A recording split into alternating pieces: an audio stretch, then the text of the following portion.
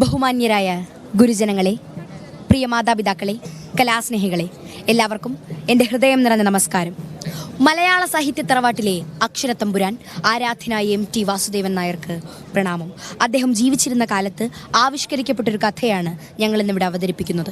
ആ ശബ്ദം ആകാശത്ത് പ്രകമ്പനം കൊള്ളിക്കുമ്പോൾ വെളിച്ചപ്പാട് അമ്പലനടയിലേക്ക് ഓടിക്കയറി പ്രതികാര രൂപവും പ്രതിഷേധ ഭാവവും അലതല്ലുമല കടൽ പോലെ നിത്യവും നിന്നെ ഞാൻ ധ്യാനിച്ചുവെങ്കിലും നീ കനിഞ്ഞില്ലെൻ്റെ ദേവി, നീ കനിഞ്ഞില്ലെൻ്റെ ദേവി. എൻ്റെ ദേവി, എന്നോട് നീ ഇത് ചെയ്തല്ലോ.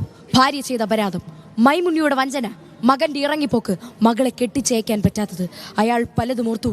തൻ്റെ കയ്യിലെ പള്ളിവാൾ കൊണ്ട് നെറ്റിയിൽ ആഞ്ഞു വെട്ടി, അമ്മേ, ദേവി, ഭഗവതി.